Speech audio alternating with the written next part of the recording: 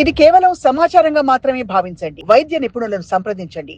ఈ మధ్య తరచుగా చూస్తున్న another lifestyle related self created problem kidney and gall bladder stones. అంటే చాలా కామన్ గా స్టోన్ ఉందండి అని చెప్పుకుంటున్నారు. And kidney and gall bladder stones మళ్ళీ మనం ఈ రెండు different entities, differentiate. But kidney stones కామన్గా కాల్షియం ఆక్సలేట్ క్రిస్టల్స్ ఇవి ఉంటాయి, ఆర్ యూరిక్ యాసిడ్. సో మన బాడీలోని మనకి కాల్షియం శాతం కానీ యూరిక్ యాసిడ్ శాతం కానీ ఎక్కువ ఉండి వాటర్ సరిపోయినంత తీసుకోకపోతే కిడ్నీలో స్టోన్స్ ఫామ్ అవ్వడం తరచుగా అవుతుంటుంది. రైట్. బట్ అల్ట్రాసౌండ్ టెస్ట్లు పెరిగాయి కాబట్టి స్టోన్ ఉంది అని తెలుస్తుంది. నాకు usually we don't bother about reports, we only bother about symptoms. మీకు సిమ్టమ్ ఉండి ఇక్కడ నాకు స్టోన్ కనపడితే నేను ఆలోచిస్తాను. సిమ్టమ్ లేకుండా stone size 2 mm, 3 mm, 4 mm అంటే పట్టించుకోవాల్సిన అవసరం లేదు. అదే స్టోన్ 5 to 7 mm ఉంది, మనం ఆలోచించాలి. 7 mm కన్నా పెద్దది ఉంది, కిడ్నీ స్టోన్స్ గురించి మాట్లాడుతున్నాను.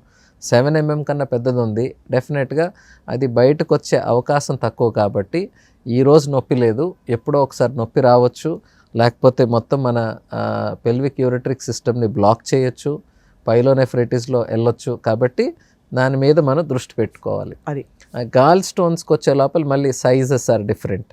గాల్ స్టోన్ 10 mm కన్నా ఎక్కువ ఉంటే ఆలోచిస్తాం, నొప్పి ఉంటేనే పట్టించుకుంటాం, నొప్పి లేకపోతే పట్టించుకోవాల్సిన అవసరం ఉండదు. గాల్ స్టోన్ కూడా కారణం ఫ్యాటీ లివర్ అని అనుకో. ఫ్యాటీ లివర్ అంటే it again goes back to your obesity, your cholesterol content, how much you are eating, your uric acid.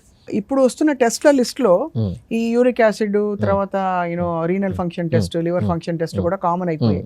So వీటిలో బయటపడుతున్న ఒకటి మాత్రం డార్క్ గా ఉంటుంది, ఒక రీడింగ్ డార్క్ గా ఉంటుంది, మిగతావన్నీ లైట్ గా ఉంటాయి. అవి చూసి కంగారు పడిపోయి ఏదో ఉందిరో దేవుడో అని అనుకునే పరిస్థితులు. కానీ నిజంగానే కూడా చూస్తే overall well being has gone down.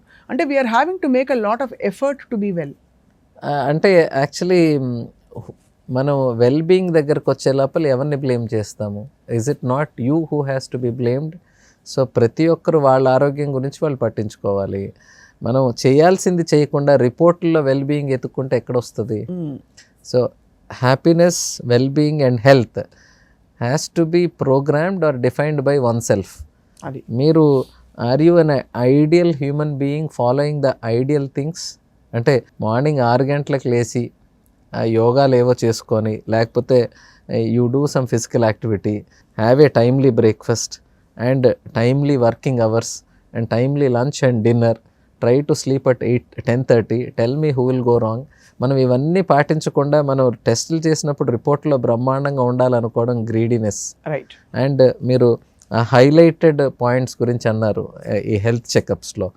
So everyone has to understand deviation from a report is not a disease. Okay, so మీరు గత 4-5 రోజులుగా ఏం చేశారు, 1 వీక్గా ఏం చేశారు, లేకపోతే ముందు రోజు ఏం తిన్నారు, ఎలా పడుకున్నారు అనే దాని మీద మీ రిపోర్ట్స్ ఆధారపడతాయి.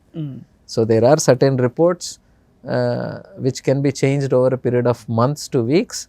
There are certain reports which can be changed over a period of hours. Right. కాబట్టి మనకి సిమ్టమ్స్ ఏం లేకుండా అప్పటికప్పుడు మాత్రం రిపోర్ట్స్లో ఏమన్నా హైలైటింగ్ పాయింట్స్ వస్తే always discuss with your doctor. అది సో ప్రతి health checkup most of the times ఫిజిషియన్స్తో అటాచ్డ్ ఉంటాయి. వాస్తవం. అయితే ఇక్కడ మీరు మళ్ళీ హెల్త్ చెకప్స్ గురించి మాట్లాడారు కాబట్టి చాలా హాస్పిటల్స్లో ఫిజిషియన్ అంటే అవగాహన లేకపోవడం, ఈ హెల్త్ చెకప్స్ అన్నీ MBBS డాక్టర్స్తో అటాచ్ చేస్తున్నారు. అవును. ఫ్రీ ఫిజిషియన్ చెకప్ అంటారు, అక్కడ ఫిజిషియన్ MBBS డాక్టర్స్ ఉంటారు.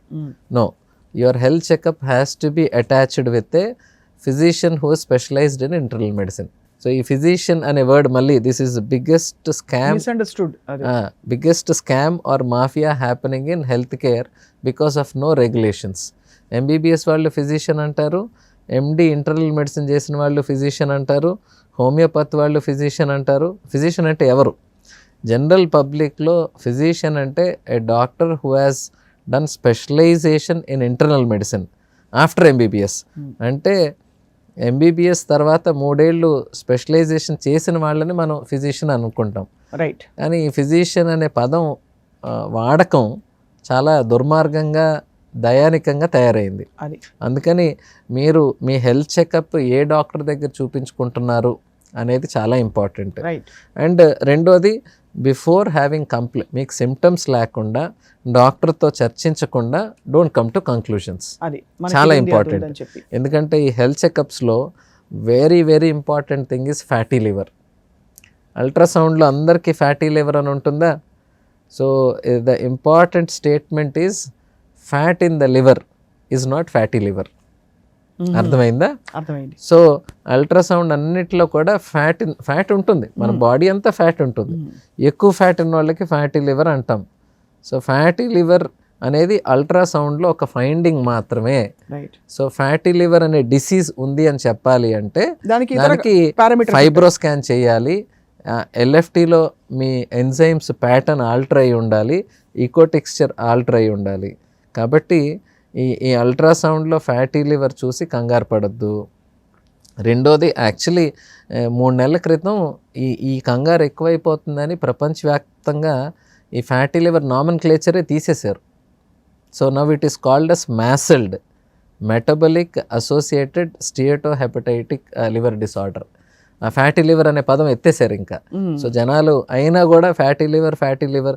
సో రేడియాలజిస్ట్ కేవలం లివర్లో ఫ్యాట్ ఎక్కువ ఉంది అని ఆయన చెప్తున్నాడు, ఆయన రోగం ఉంది అని చెప్పట్లే. Right. So it is rather written as grade 1 fatty liver changes noticed అని అంటారు.